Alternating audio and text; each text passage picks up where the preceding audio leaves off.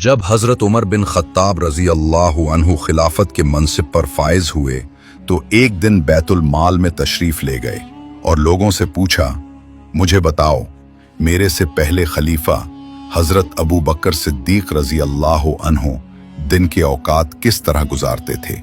लोगों ने अर्ज किया, वो नमाज से फारिग होकर खाने का कुछ सामान साथ लेकर बैठ जाते थे, लेते और एक तरफ निकल जाते थे। हजरत उमर ने पूछा, वो कहाँ जाते थे? लोगों ने जवाब दिया, उसका हमें इल्म नहीं, बस इतना मालूम है कि वो हमेशा उसी तरफ निकल जाते थे।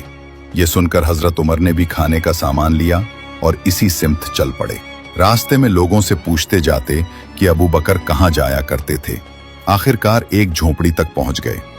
वहां पहुंचकर देखा कि अंदर एक बूढ़ा आदमी है जो दोनों आंखों से अंधा है और उसके चेहरे पर फाल के जख्म हैं। जब उसने किसी के आने की आहट सुनी तो गुस्से में बोला, कहाँ थे तुम?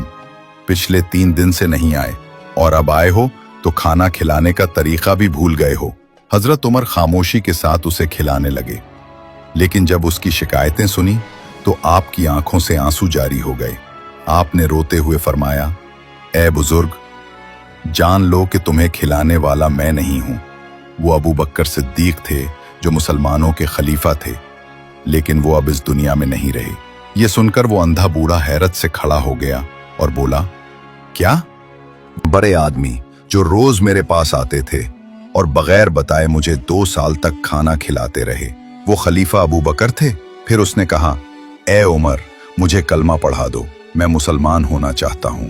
यूं हजरत अबू बकर सिद्दीक रजी अल्लाह अन्हु की वो पोशीदा नेकी एक इंसान की हिदायत का जरिया बन गई, हालांकि उन्होंने कभी अपनी खिदमत का चर्चा नहीं किया।